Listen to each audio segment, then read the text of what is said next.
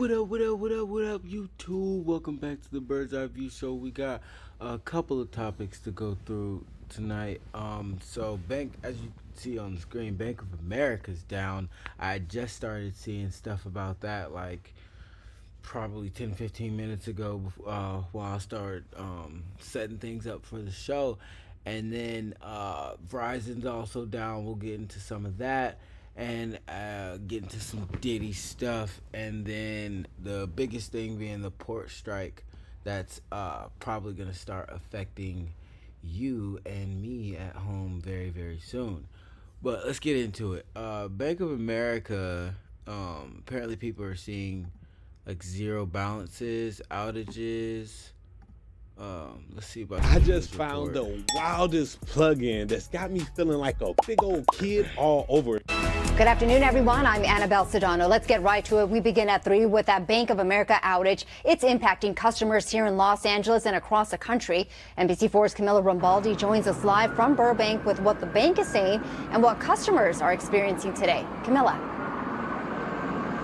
Annabelle, Bank of America released a statement in the last hours saying that the issue has been, quote, largely resolved, but certainly a frustrating last few hours for customers trying to access their accounts. Some people on social media reporting that their accounts had balances of $0 when they were trying to log in.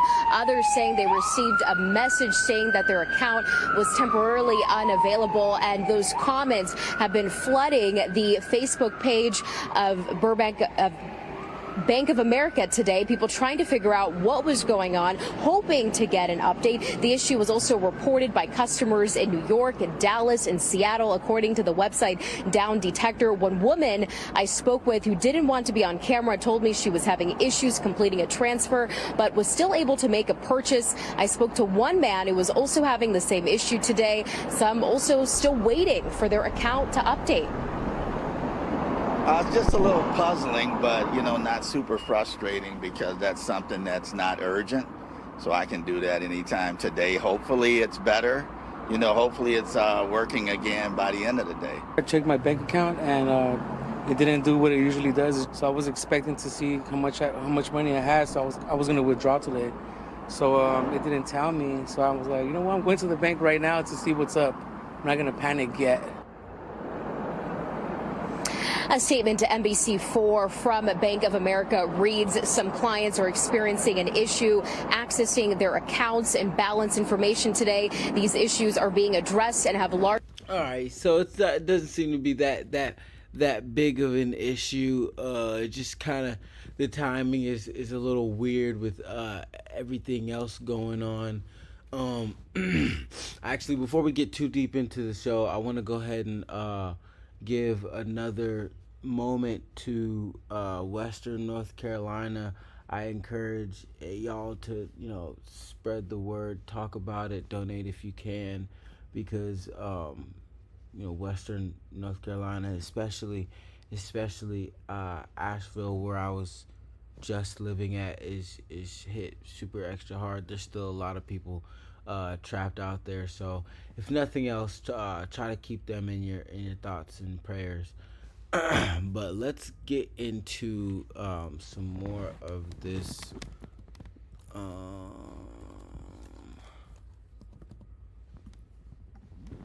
current news.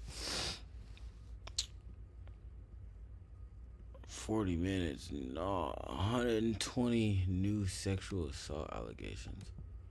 I think this is money, I'm a flex. Along the lines of the lies that I get that money, I'm a flex. Steph, thank you. We are following breaking news right now related to music mogul Sean Diddy Combs. Major new allegations today of sexual assault and exploitation by Combs. For the first time, we are hearing about victims who say they were minors when they were allegedly assaulted by the music star. The youngest allegedly just 9 years old. The allegations were revealed today by attorneys representing more than 100 alleged victims who are preparing to sue. So let's bring in NBC News entertainment correspondent Chloe Malas right now. So Chloe, we know there is currently a press conference.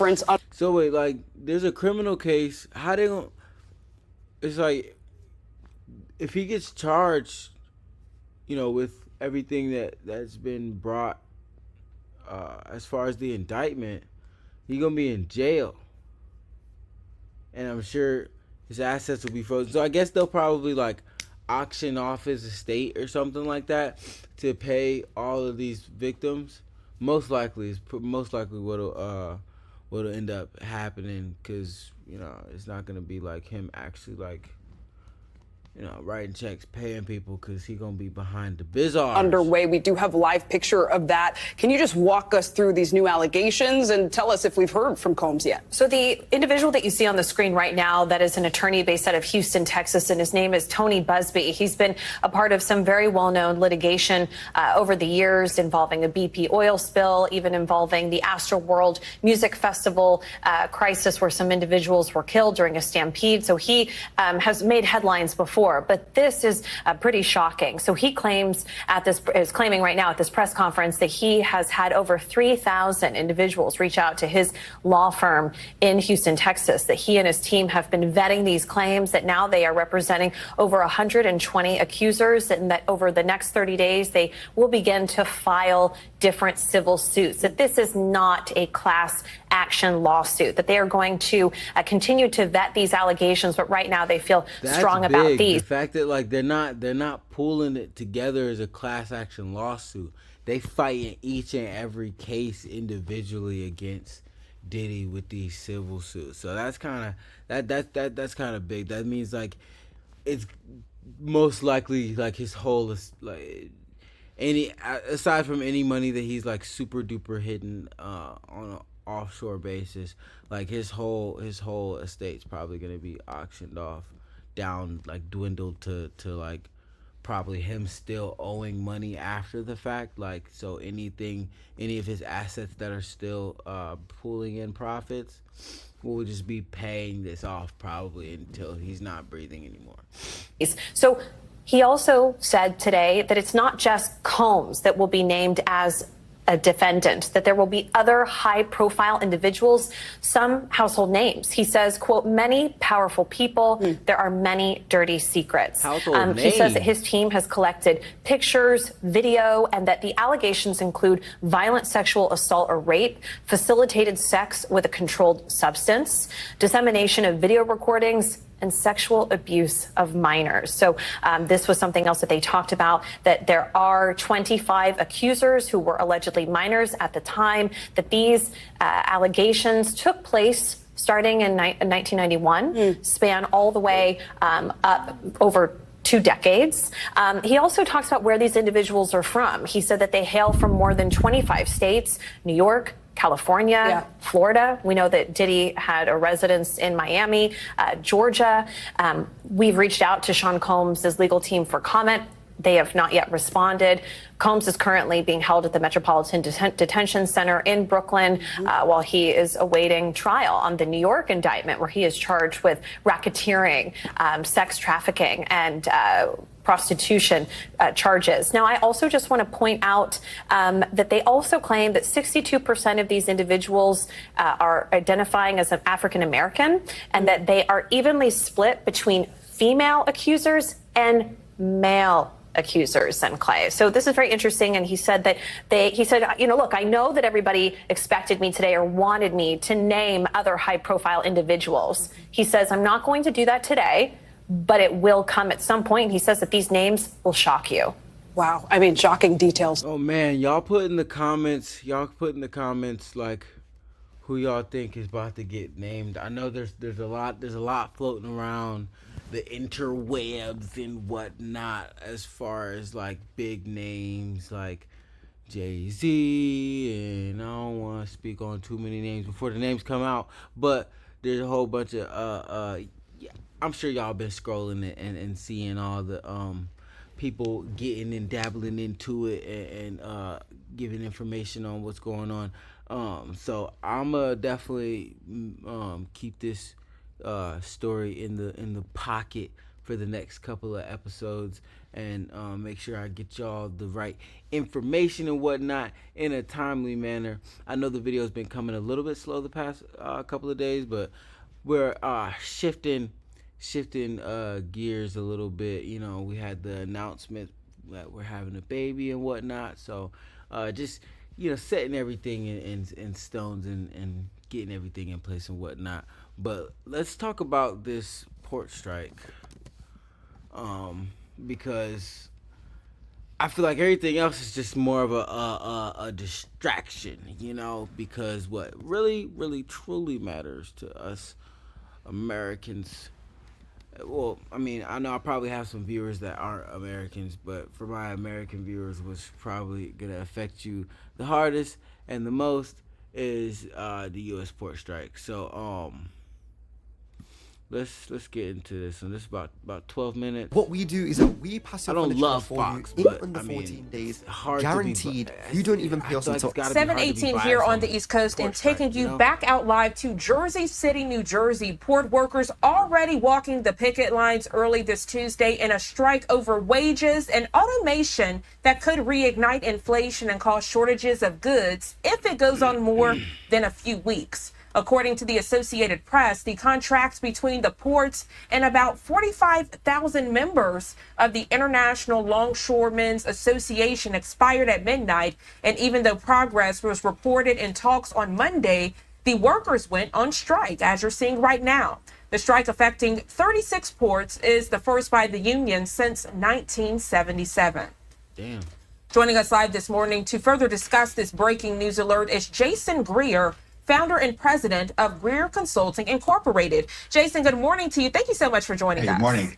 Thanks for having me. It's a pleasure. So we are seeing this in real time. For many people, it takes them back to recent months where they saw the United Auto Workers strike, right? And we're seeing these strikes in full display. Could you give us the background for those people that might not understand why this is even happening? Absolutely. I give you background and I give you perspective, because you can't consider the UAW strike. You can't consider the Boeing strike, because those are examples of recent strikes. We really have to look at what happened in 1977 when the Longshoremen Union went on strike. The difference being between that current strikes and the past strike is the fact that Harold Daggett, who is the president of the Longshoremen, was a dock worker when that strike happened. So he has institutional knowledge and he's ready to go forward. What really this comes down to is the fact that you have the Longshoremen Union that has said, we are tired of not making enough money. They look at the shipping companies and how much money they made when they received COVID subsidies, and the union felt like they didn't receive any of the benefits. They're asking for a 77% wage increase, which are likely not going to get. But just to show you how serious this is, the Maritime Alliance just came forward at midnight and said, we're willing to give you a 50% wage increase. And just to give y'all context, I'm fairly sure that's in the ballpark of them going from around 80,000 a year to like pushing 150, like 140, 150,000. If my math is mathing right. And the union still said no. So what we're going to start to see, we've already seen it, is that ports across the East Coast are going to be completely shut down. That means that products, goods, and services are not going to move in the way that should. And that's the concern for many viewers this morning, Jason. You know, I've already gotten some of the text chain messages, if you will, saying stock up on bleach, stock up on the toilet paper. And it puts you in that frame of mind of the pandemic, right? What we saw with COVID, when people were flocking to the grocery store, taking things in bulk. And unfortunately, I think we will see that fear mongering and that bulk buying in coming weeks if we still see these strikes underway. The concern is that these strikes, if they do continue in the upcoming weeks, that it will cause a spike in inflation. It's going to cause a spike in inflation. Look, if you're in ports across the country, especially those ports, let's say New York as an example, one of the good things for these cities is that they've been through this from a historical standpoint. So they started to stock up in terms of, products, goods, and services for grocery stores, products, goods, and services for hospitals, so that there are short-term supplies. The problem is they're short-term supplies. When you look at this union, I'm a labor geek. I could talk about labor all day long. That's what I do. Harold Daggett, what do you do when you have a president of a major union who has institutional knowledge and conviction, the type of conviction that his union members are going to follow, because attitude always follows leadership? I wish I could sit down with him and just pick his brain, because legitimately the man has been there, done that. He is a Jedi master as it relates to this. Really, it's going to come down to the fact that both this company and the union are going to have to sit down. But if the companies think that a 50% wage increase is going to get these folks back at the table, it's not going to happen. Jason, I actually want to put That's this crazy. into Not compromising for 50% wage increase is crazy. Y'all need to go back to work. Don't mess up the economy, please. further perspective, if you don't mind. Yes. I have a graphic I want to show the viewers, and I'm sure you've already seen this, but it shows the port strike location. So with some of these strikes, people might think, okay, this is just happening in one city. It won't really affect me. But if you take a look at this map and look at all of these major hubs that are impacted, it really shows that it really will affect your bottom dollar and the goods and services that you get on an everyday or weekly basis if some conclusion isn't reached. Can you explain that, please? Absolutely, because everything in America comes off ships. It comes through ports. When you look at these ports, these aren't ports in Peoria, Illinois. These are ports in New York. These are ports in Baltimore. These are ports in Miami. These are, I keep using this term products, goods, and services because we have to put this in terms that people are going to understand. That means if you want bananas, understand your bananas come, your bananas come off a ship. If you want bleach, your bleach comes off a ship. What the union is doing is they are legitimately telling America, you need us more than we need you, but we're going to make sure that you understand that. So when we look at an increase of inflation, inflation is about 2.5% now. Understand that if this goes on longer than 2 weeks, inflation is going to easily creep up to 4%. I mean, and we're also talking about the economic hit. You're talking about $1 billion to $2 billion economic hit per day the longer that this happens. This is the type of strike that America can afford to an extent because our economy is still relatively strong. But this is the type of strike that we don't need, especially not right now. So let's talk worst case. When the Democrats are about to eke Kamala into office, oh no. Oh no. Oh no. Now listen, I'm not here to sway on either side with political parties and whatnot, but like with two presidential candidates that both have very detrimental policy ideas as far as the economy goes, the last thing we need is for like the labor market to cause inflation. You dig what I'm saying? Like, because that's essentially what's happening here. Case scenario, if you don't mind, Jason. I know you're an optimist. You like to think positive. I do too. But I want to keep it real because, we have seen some of these strikes. They can last months and several months. People are exercising their right, and they're saying they are not going to settle for, in their eyes, the bare minimum. But let's say that this strike happens for several weeks to even maybe a month or 2 months. How will we see that trickle down effect? Will it be instantaneously or over time? I don't support these ads. I do not support these ads. It's going to be early 2025 before you really see the real shrinkage of those products, goods, and services. Now, again, and I said this earlier, those ports, the cities have made sure that they have short-term supplies, but short-term supplies only last for so long. If this thing goes beyond, let's say, a month, and every indication is the longshoremen are dug in, so they're willing to go a year if they need to be. You'll have emergency crew. A year? If they're willing to go a year, I don't think they'll do that. But like, imagine if they go a year, we're back in like the dark ages. I mean, like, not like dark ages, like if a solar flare were to happen, but like, yeah. Like, whole supply chain is like done for real. Crews that are trying to do work, but understand that those emergency crews are having, in order to get these products, goods, and services from these ports, they're having to actually physically go through these longshoremen who are out there picking. So you're looking at potential violence at the ports. You're looking at the fact that things are going to be slowed down coming in. Now, let's say from a political standpoint, you have President Biden who champions himself as being the most pro-union president of all time. On the surface, he's going to say, look, I believe in collective bargaining. The United States government's not going to interfere. But behind the scenes, I can tell you this right now, he has likely called the Longshoremen Union. He's calling these, the Maritime Alliance, and he's saying we need an agreement. Now, there's an executive power that he has where he could tap Harley, which means that there would be a 90-day cooling period where they actually have to bring the employees back. problem is you bring these folks back, they might be working, but they're working slow. So instead of Well, see, the thing is that whole thing has already been negated because like he did a little interview. I'm not sure. I forgot what station or what outlet it was with, but the head of the longshoreman, he said like, listen, I don't care about that Taft Hartley bullshit. Like we not like they can try that executive power, but we not going back. Like he said that. He said that, not exactly verbatim, but that's what he said. You dig what I'm saying? So it's like, yeah, even if they try to exercise that executive power to make them go back to work for 90 days, they're not going for it. So getting 100 products, goods and services off these shipping tanks, it's like, what you gonna do? they might be doing their 3. head? No.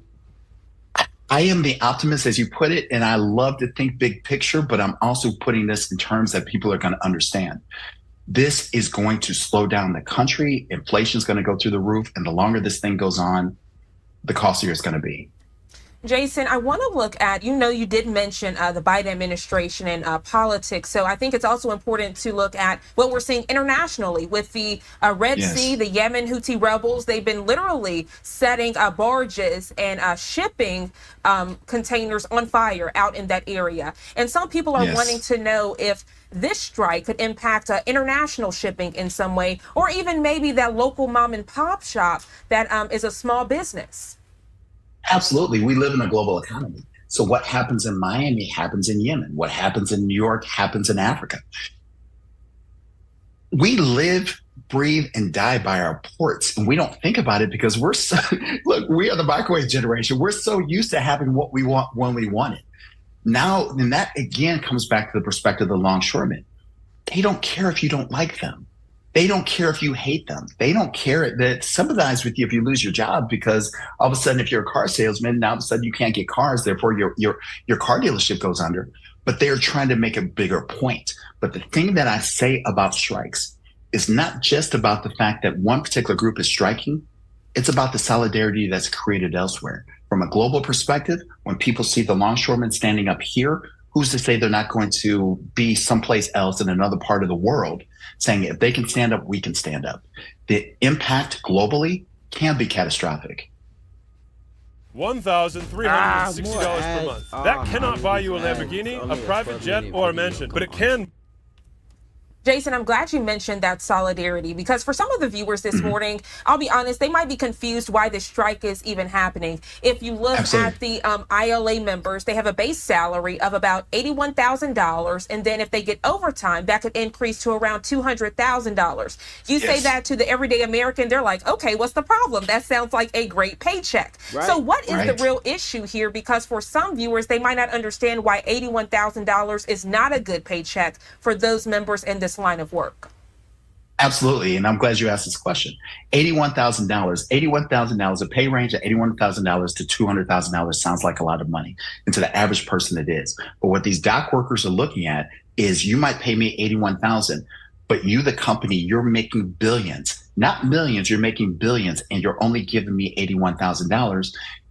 And you're not recognizing how much you actually need me. On the other side of that, during COVID, when these shipping containers still had to be shipped and had to be moved, you had dock workers who were actually out there while the world was in a state of a global pandemic. They were out there, they were fighting, they were making sure that these products, goods, and services were being delivered. They're looking at these companies that received a bunch of COVID subsidies that took it from, in the billions to billions with a capital B. And they weren't sharing that with the union members. So the union is upset about that. But let's talk about this, because I have made this prediction that we're going to continue to see strike actions across multiple industries because of one simple word, and that's called automation. And that's what this is really coming down to. Yeah. The union is taking a look at the fact that these companies, the Maritime Alliance, is starting to prioritize automation. And they're scared that they're going to lose their jobs. They're scared that 5 to 10 years from now, they're not going to have jobs. So this comes down to pay, but it also comes down to the fact that they want guarantees that in the future, they are not going to be replaced by robots. Jason Greer, truly a pleasure. If people didn't understand why this was happening and the further implications, they definitely do a thorough interview and very detailed. We thoroughly appreciate you coming on this morning. Anything else you'd like to add before we let you go? Anything we need to be keeping a watchful eye on in the coming days? Well, one thing I would say, your questions were incredible. So thank you so much for this conversation. One of the things that I would suggest that people keep an eye on is this. Whether you like it, whether you don't like it, is the fact that we all need each other. What the longshoreman union is going through, what corporations are going through in terms of the negotiations, that in itself is going to continue to grow. So what we need to continue to watch are the economics. We need to watch how we treat each other. But more importantly, we have to understand that we need each other more than anything else in the world. Absolutely. And look, some positive words for you to share as we are. Indeed. I need y'all and y'all need the world. You dig what I'm saying? Everybody needs everybody. We need to be kind to each other to function. So I want to actually end this episode by going back to Western Carolina. Y'all, if you can't give $1 to Red Cross, you really just ain't got it like that. Just give your thoughts, give your prayers out to the whole of Western North Carolina, because again, I say they got hit insanely hard by this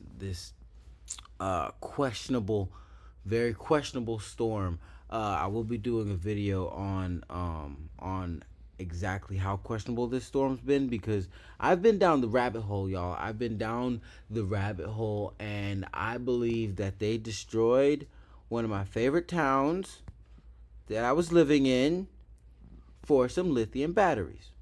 Now, if that's true or not, I'm not sure, but there's a lot of people doing a lot of extra digging and stuff, and we gonna sift through it on the next episode of the Bird's Eye View Show. All right? If you enjoyed this, make sure you hit that like button, hit that sub button, and don't forget about the bell icon, because the bell icon lets you know when we drop more videos.